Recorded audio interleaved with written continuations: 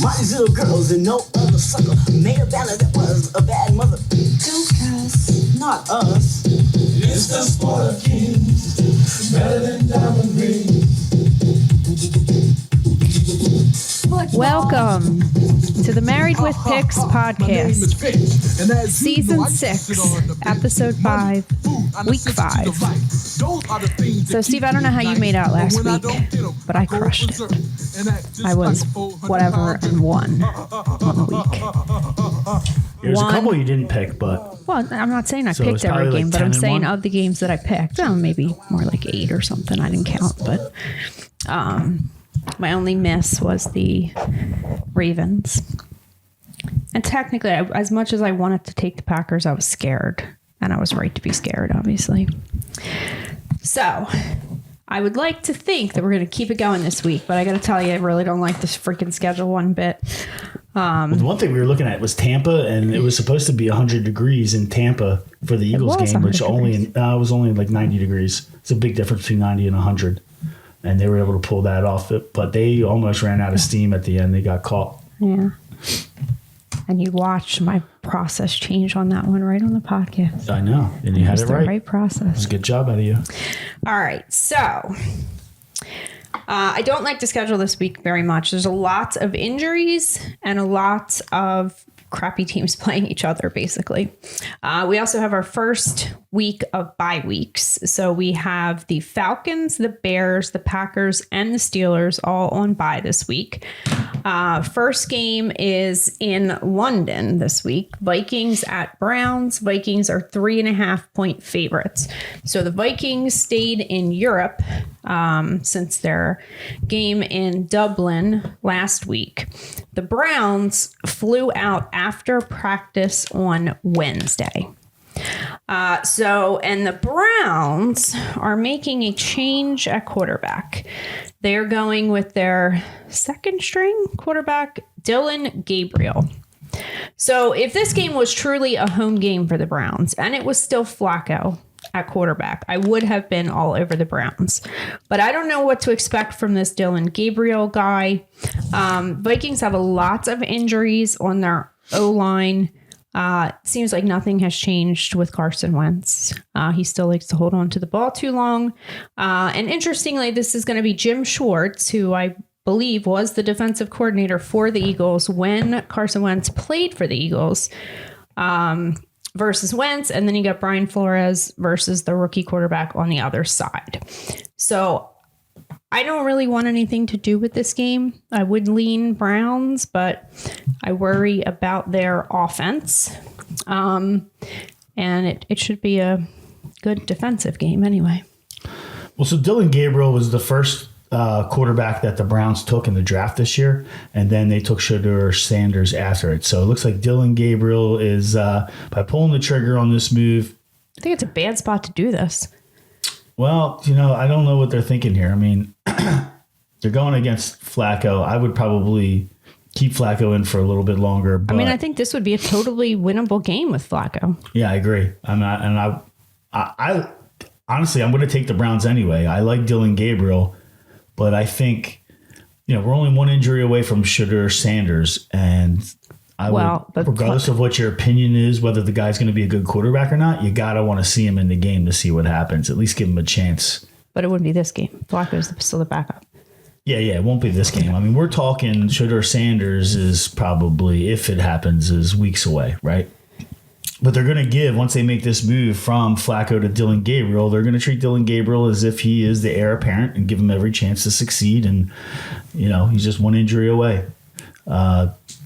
From them planning to give Shedeur Sanders his chance. I like the supporting cast that's around him, at least in the form of the best receiver, Jerry Jeudy, right? The running back now is Quishon Judkis, who is from... Not sure that's how you say it, but... Yeah, probably not. But he's from Miami, the University of Miami, so he's another rookie. So you got a rookie quarterback and a rookie running back. There's no reason they should win this game other than the fact that Carson Wentz is the quarterback on the other side, and we are going to play against Carson Wentz all year long. Now, they're going to London. The problem here for me is that the Vikings are favored by more than a field goal. I don't like that against anybody, especially traveling all the way over to London. So I'm going to take the Browns here. Okay. All right. Next game is the Texans at the Ravens. Texans are 1.5-point favorites at this point. So last week, the Texans were able to get the run game going. Now, obviously, they played Tennessee, so I don't know how much stock we can put in the fact that they won that. But I think the fact that they were able to get the run game going with Woody Marks is certainly going to help their offense overall. I think not having Joe Mixon at the start of the season certainly didn't help their cause any. Now, I don't think Lamar Jackson has been officially ruled out. He has not practiced, and I was kind of under the impression that he wasn't playing, but when I looked at the injury report, he is not officially out.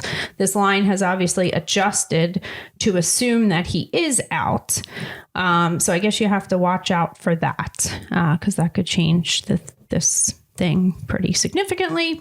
Now, the backup in Baltimore now is Cooper Rush, who was the backup in Dallas for many years. And he did pretty well as the starter in Dallas. His overall record as a starter is 9-5. Now, previously, the Ravens did have that Huntley guy who was a little more similar to Lamar. Cooper Rush, certainly not in that category. In addition to Lamar, the Ravens have extensive injuries on their defense. So we have Marlon Humphrey, cornerback, DNP. Another cornerback, I don't know how you say his name, Woozy. Linebacker, he's a cornerback, did not participate. Nate Wiggins, cornerback. He was limited. Kyle Hamilton, safety, did not participate. Travis Jones, who's a defensive tackle. Another linebacker, their fullback, Patrick Ricard. Roquan Smith, linebacker, did not participate. And it sounds like Kyle Van Noy, who has missed a few games, will be back this week. I'm sorry, I missed it. Like this whole do not participate. Is this their status as of Thursday practice? Yes. Okay. Because I don't know what their Friday status is. That's all the information I have available. So they've been banged up on defense. And then that other guy that BK, I don't know how you say his name, but they showed him on the sideline during a couple of the games. He's on IR now too. So he's not on the injury report, but it's a lot of injuries. Obviously their defense hasn't played that great to date. I think if Lamar Jackson does not play, I would lean Texans. Oh, Lamar Jackson isn't playing, right? Do you listen to what I just said? I don't know. I can't see that he he's is gonna not play. Officially ruled out. No, I didn't listen. I was not paying attention. Listening. He is not officially out. I Obviously, the line out. has adjusted. It seems as though they're anticipating him not playing, but as of right now, he is not officially out. Okay, so I'll tell you that all the processing of this game that I did was figuring that he was not playing. Correct. So, which is good because I still am coming up with the Ravens. So even if he plays, I like the Ravens even more. But I think this is a Cooper Rush. Cooper Rush is getting more playing time. He's starting to become a veteran in this league, and I'm gaining a little bit of trust with him. It looks like he was targeting Zay Flowers for the most part. So I'll look for Zay Flowers to have a big game if you're playing fantasy or daily fantasy leagues. I would look at Zay Flowers. But who knows if he's going to hit Bateman or Hopkins. The other one is Andrews. He's going to rely on his tight end as well. So I'd look at Flowers and Andrews first from a fantasy perspective, but I think that Cooper Rush has a chance here to pull the magnificent upset, quote unquote upset. They're favored by 1.5, I think, right now. So what you have? Yes. So I don't like the Texans at all. I mean, you got Chubb is averaging 4 yards per carry, which isn't that you weren't bad. Listening. Nico Collins is probably the best player on the team, who I like, but I think you need much more than that. So even with all the defensive injuries that you talked about, what I was listening to, I think I'll still take the Ravens. You weren't listening to the fact that last week the Texans had their, I guess he's a rookie, I'm not 100%, but Woody Marks kind of took over the lead back role. And he had a pretty good game. He had 25 points on my bench in our fantasy league. So that is part of what changed my opinion, to give the Texans a little more credit here if they get the run game going. Yeah, I mean, they definitely weren't doing anything with Chubb, so it's good for them that they're making that change. But they're going to are the Texans going to go into Baltimore here and win this game? I highly doubt it. Now, these teams, I think they did play in the playoffs last year, and it was not much of a game. The Ravens did beat them pretty good, but obviously Ravens had a healthier defense and Lamar Jackson in that game too. So, all right, let's move on. Well, I mean, real quick, before we move on, I just want to say that, the Ravens are 1-3. They lose this game, they're looking at 1-4 in the face. Houston, I think they're already out of the division now with Jaguars being 3-1, Indy being 3-1. I think that's Indy's division, right? The AFC South. So it's really early in the season. It's hard to say that anybody's out of it after 4 games, but Houston's a dog. And the Ravens really need this win, being 1-3 if they're going to stay into contention in their division. Pittsburgh's already out to a 3-1 lead, coming in on a bye this week. And Cincinnati's even ahead of Baltimore right now at 2-2. So I don't think this is a game the Ravens can afford to lose with a cupcake like the Texans. The other thing I will mention is I think there are certain coaches in this league that will adjust their offense when they have to play their backup quarterback. And they've been successful in those instances. Harbaugh is not a guy that's going to do that. So that worked against them, I think. Well, it's hard to figure in my opinion. Well, here's the problem with that. If that is the case, they're going to be in trouble because Cooper Rush is not a Lamar Jackson type of scramble run. It's like there's an echo in here. I keep hearing myself. He's not going to, my point is you're wrong. He's not going to run the same offense as he would if Lamar Jackson was in there, and that's why they're going to win the game. But we'll see how it plays out, baby. Okay, good. All right, next game, Giants at Saints. Saints are 1.5-point favorites. So this is obviously a shit show of a game, right? I mean, 2 of the worst teams in the NFL facing off against each other. Now, are the Saints the only 0-4 team left? Because I know the Panthers won, the Giants won. The Jets. The Jets, okay. We'll get to them. The Titans. Oh, yeah, the Titans, okay. The Saints, you said. That's what we're talking about. Yeah. So, anyway, it's an 0-4 team that they're actually favored in a game that just doesn't seem right. Now, Jackson Dart did get his first start last week and his first win. In that win, they did lose Malik Neighbors for the season. Saints actually, they've been competitive other than the Seahawks game where they got blown out. They kept up with Buffalo for 3.5 quarters last week. It wasn't until the fourth quarter where the Bills pulled away with that one. They still didn't cover that big spread. So I think this is the spot for them. Although I cannot and I do not recommend putting too much money on a game like this. But I will take the Saints. We've talked in the past, and you've brought it up on the podcast a couple of times where we say, hey, this is a spot where the line doesn't really make sense, and this is where Vegas wants you to take this side, but it tells me that this side's going to win. Is this one of those games for you? No. Because you don't sit there, you started to sound like to say, hey, the Saints are favored. I don't know that they should be favored against anybody, right? So in my mind, just the simple fact that they're 0-4. Right, yeah. So, but technically, the home field is worth 2 points? So okay. So I'll tell you, for me, this is a game where Vegas is telling me something. If the Saints are going to be favored against the Giants, then it's telling you to take it. It's telling me to take the Saints because the Saints suck. Okay. Right? They shouldn't be favored against anybody. So I also think when I looked at the money splits today, there's not a drastic split on too many games. I would keep an eye on that. I would think the public would be all over the Giants after beating the Chargers last week and now taking on the 0-4 Saints. But I think that's the... So listen, here's something that we don't usually talk about. But when you look at games that way, you have to also take into consideration certain teams draw money. Okay. Right? You got a lot of gambling degenerates in New York. Right. And a lot of homers that are going to put money on the Giants no matter what.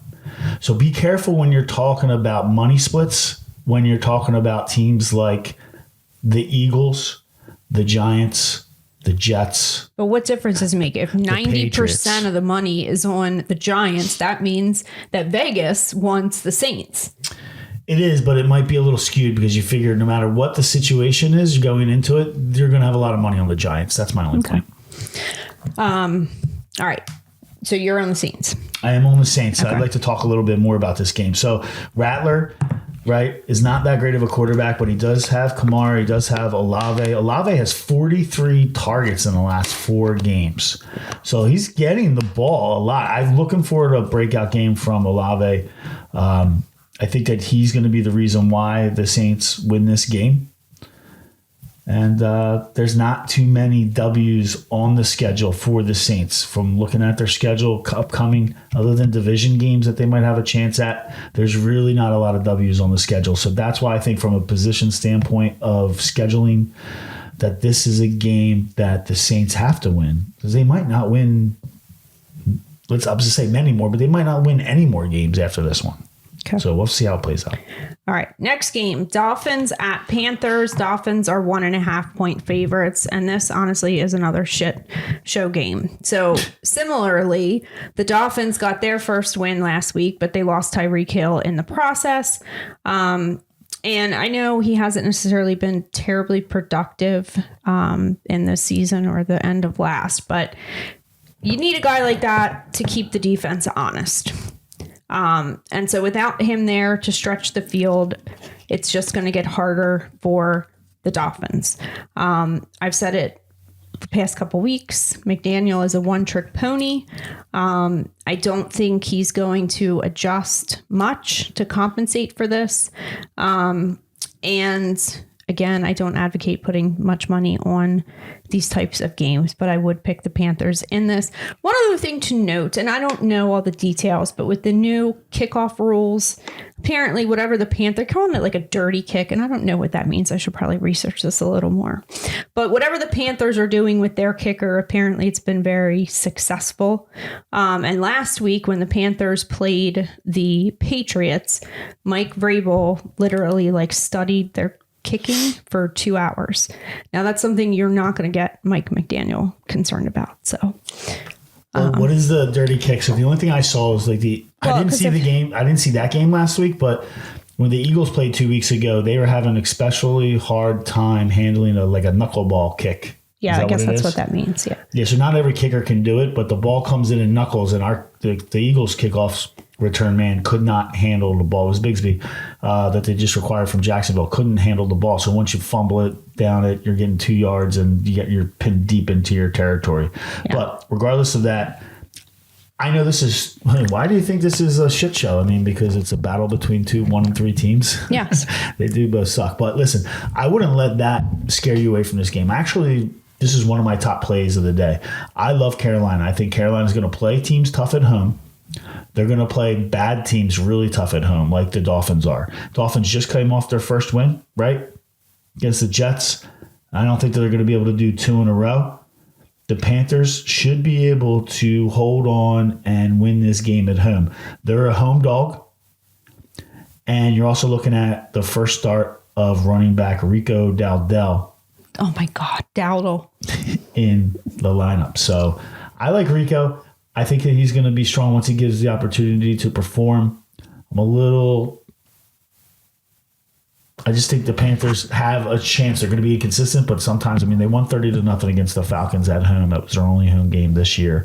So let's see if they can do it again against the Dolphins. I'm going to take the Panthers, and I like it very strong. Even though they're 2 bad teams, I would take the home dog. All right, so we agree on that one. All right, next game is the Raiders at the Colts. Colts are 6.5 point favorites. So the Colts did travel out to LA last week and lose to the Rams. Probably should have won that game, but they had a Deshaun Jackson play in that one where the guy dropped the ball before he crossed the line. Raiders have just been really bad. Didn't they get the win the first week? Because I think I was on with the Patriots. But other than that, they have not done much. Their offensive line is bad. Geno Smith has not played well at all. Colts back home after losing their first loss of the season to the Rams. I think they can get this one done. So I'm going to take the Colts. I love the Colts too. I think at home against the Raiders aren't going to travel really well. They did beat the Patriots on the road for week 1, but they have not looked that great. They lost to the Bears, right, at home, which shouldn't happen. So interconference, home game, bad team in the Bears, and they lost 25-24 last week. So I love the Colts this year. I've been taking the Colts every week, and I'm going to take the Colts again today. Okay, same side of that one. All right, let's see what we get on this one. So Broncos at Eagles. Eagles are 4.5-point favorites. So the Eagles are 4-0 on the season, although I wouldn't say they're exactly been impressive out there. Now, I heard about offensive line injuries. Now, I didn't look like from the injury report there was anything to mention. Is Lane Johnson playing? I'm not sure. Okay. It didn't look like he was DNP on the injury report, so I assume that he'll be back out there. It's something to watch. Now, last week, the Eagles played at the Bucs, and they were 3.5-point favorites. The Bucs are 3-0 at that point. Now, they're back home, and they're only 4.5-point favorites against the Broncos. Now, I think this did open at 3.5, so the line did move, so maybe that works against my logic here. But this was definitely a game where I felt like Vegas was begging me to take the Eagles, and I was going to take the Broncos. The fact that the line did go up a point to 4.5 works against me there, but I'm still going to take the Broncos here. I think you guys are due for a loss. Yeah, I don't think it's this one. I mean, I do like the Broncos this season. I like Bo Nix, but I don't think they're good enough to come into Philly and get the win here. I'm going to take the Eagles. So I think the Eagles handle them pretty good, at least by 10 points. Well, I'm glad that you're taking the Eagles, because if you weren't taking the Eagles, I would get nervous. But I'm taking the Broncos. I like the Eagles here. I am nervous about the Eagles. I think the 4-0 is, I agree with you, it's a little inflated. They have a new offensive coordinator, and they have a ton to figure out from a play calling standpoint, getting the receivers involved. Obviously, A.J. Brown's a little disgruntled. Devontae Smith, don't be fooled, is also disgruntled. He's just not running his mouth in the media, so you don't know about it. So he's not running his mouth in the media. But there's struggles everywhere. I mean, they're not running the ball good. Saquon, I think, is averaging about 3 yards per carry, which is ridiculous compared to the year he had last year. So you have to figure a lot of this has to do with you can't get the ball downfield. You're not running the ball good. It all comes back to the offensive line, and they're not doing a good job blocking. Point in case, it does look like there's a positive injury report on Lane Johnson. Lane Johnson, let's be real here. I know I'm an Eagles fan. Lane Johnson has been the best offensive lineman for the last 10 years in the NFL. And when he comes out of the game, it's going to cause the Eagles to struggle. Now, they were struggling a little bit. These problems that we were talking about with not being able to throw the ball long and not being able to run the ball, they were struggling while Lane Johnson was in, definitely. So we'll see. Maybe he was nicked up, and hopefully the rest of the team, the offensive line, can get their act together. And, you might be in a spot here where the Broncos are going to compete and make it a tough game, but I think the Eagles will win by the 4.5, more than the 4.5 that they're favored by here. All right. Next game, Cowboys at Jets. Cowboys are 2.5-point favorites. So the Cowboys offense was surprisingly competitive last week. Funny how these things happen. Without CeeDee Lamb, but their defense is still bad. So I heard a statistic that Eberflus is running the same coverage on defense on 93% of snaps. So not exactly trying to fool anybody on the other side. So I definitely think the Jets will be able to score in this one if the Cowboys can too. Interesting fact, Aaron Glenn, obviously the head coach of the Jets, is the former defensive coordinator for the Lions, who were in the same division with the Bears, where Eberflus was the head coach. So there's an element of familiarity there. I think Aaron Glenn can get their first win in this one. Jets. Listen, Dallas is not good, but they aren't Jets bad. The Jets fucking suck, dude. I'm taking the Cowboys. Really? Yep. I mean, the Jets have been in a lot of these games. The Cowboys are favored by less than a field goal. I'll take it. Okay. Justin Fields was not impressive last week in Miami. They should have won that game. He looked like trash. And you also have, not that he's the starter, but Allen, the running back, is out for at least like 3 months. So he got pretty banged up last week. He's the backup. Yeah, but they use him a little bit to spell Hall, because they lean on Hall a lot. So it's not like a major reason why they're going to lose, but don't underplay the loss of Don't him underplay in the how lineup. bad the Cowboys defense is, and don't worry about getting any better as long as they have Eberflus as their DC. That's my logic on every Cowboys game going forward. Now, good play, and again, Jets are so bad. Again, I don't do over-unders, but I even hit my over last week that I gave out, so I'm getting a little ahead of myself. over in any Cowboys game. Over Jets Cowboys? Yeah. Okay. They have no defense. Zero defense. All right, next game is the Titans at the Cardinals. I don't have a whole lot to say on this one. Titans got blanked last week by the Texans until they show anything or their coach shows any ability to actually coach. I think you just have to pick against the Titans. I don't love 8.5 with the Cardinals, but I certainly wouldn't take the Titans. Nah, I'm taking the Titans. The problem is 8.5 points. I don't like the Titans. I think they're a bad football team. However, the Cardinals should not be 8.5 point favorites against anybody. I'll take the Titans. I will not watch the game. I will just check the score at the end and laugh when it's inside a touchdown. Okay. All right. Next game is the Bucs at the Seahawks. Seahawks are 3-point favorites.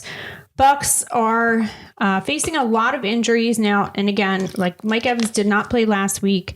He was DNP at practice today, along with Bucky Irving, but neither player has been officially ruled out.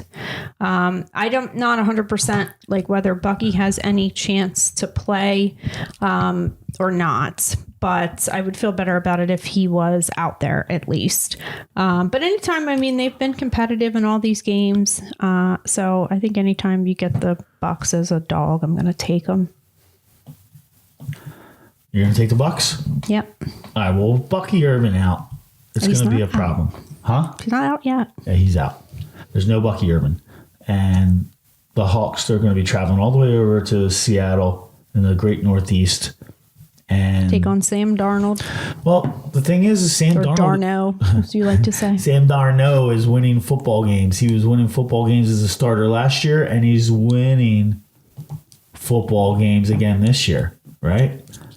You got Seattle at 3-1. Their win here will be forced into a tie with San Francisco, and the Rams just nipping right behind at 3-2. The NFC West is turning out to be maybe the best division in football. I'm going to take Seattle here. I like them. I think get the Bucs out of Tampa, flying all the way up northeast to Seattle is not going to turn out well for the Bucs. All right. They need Bucky Irving. That was the great X factor that kept them in the game last week. Was Bucky Irving ripping off some long 80-yard touchdown run. They need Bucky Irving. It's going to be a big miss. All right, next game is the Commanders at the Chargers. Chargers are 2.5 point favorites. So it does sound like Jaden Daniels will be back this week, although he's going to be wearing a knee brace, which may affect his mobility. They will be without Terry McLaurin again. Chargers are dealing with some injuries on their offensive line, so that's something to keep an eye on. But I think Chargers are going to be back home this week after losing to the Giants.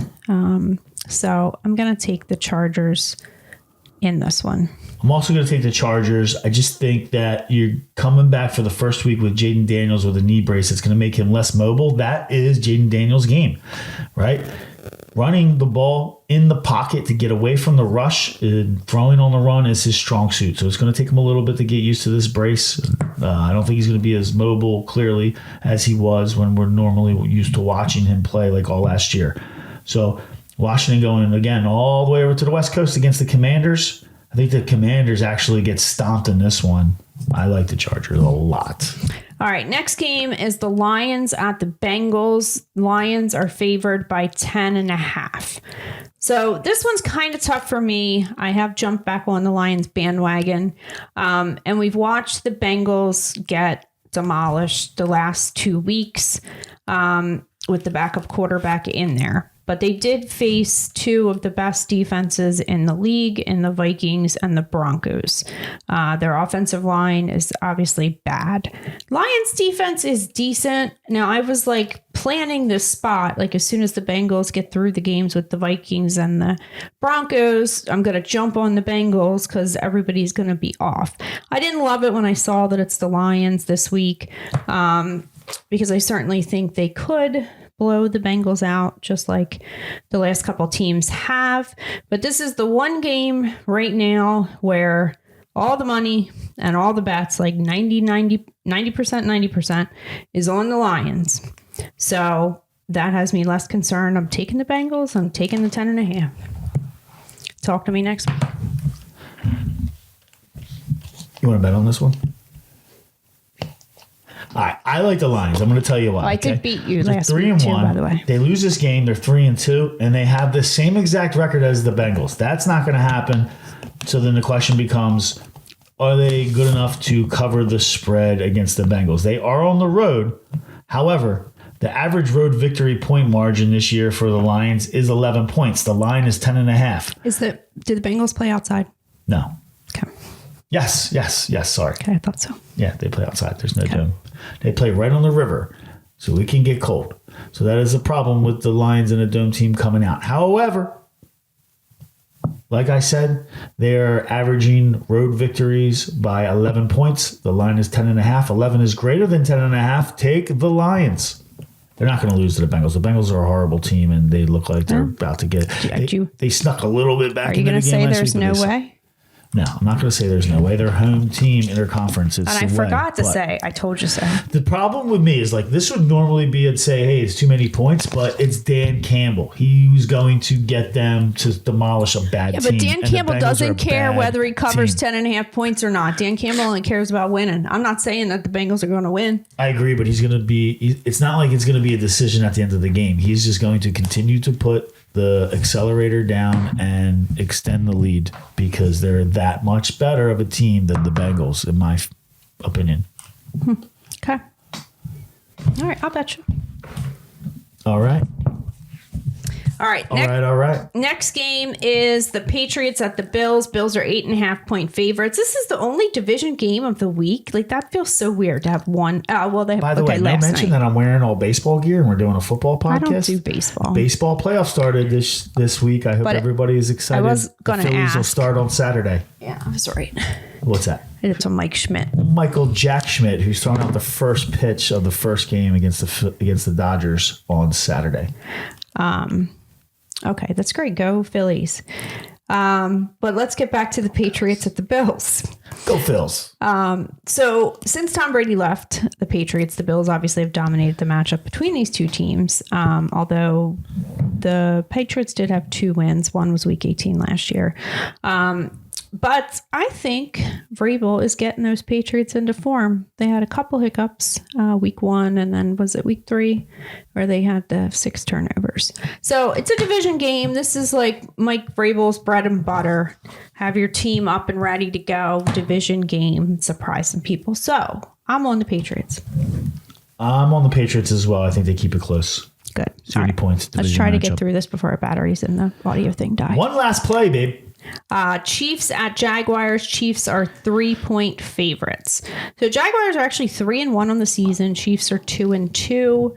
Jaguars are home dog. I've never really been like a person to pick the Jaguars in anything, but I don't think we should give too much we should credit. Go back and see what your historical record is picking against the Jags. Yeah, either pick against them or don't pick. But I don't think the Chiefs, people are going to be on the Chiefs because they're the Chiefs and they had the big victory last week against the Ravens, which like box score wise looks good. So I'm actually going to do it. I'm going to take the points. I'm going to take the Jaguars. I'm going to take them too. That's crazy. Well, you are a Trevor Lawrence lover though. I do love Trevor Lawrence, but I've been cooling off of him a little bit last year and the beginning of this year. But it's time to jump back on the Trevor Lawrence bandwagon. They're 2-0 at home. You got the Chiefs coming in on Monday night. Those Jaguar fans are going to be down there and riled up and ready to go. I think the Chiefs are probably the worst that they have been in the last 7 or 8 years, or at least since Mahomes has taken over as the quarterback. I'm going to go Jags at home. Monday Night Football. Let's get it done. This is the perfect Monday night fix. All right. So we're on the same side of that one too. So that'll do it for us for week 5. I can't believe we're already 5 weeks in. But if you're watching, like and subscribe, and we'll be back next week. Peace out.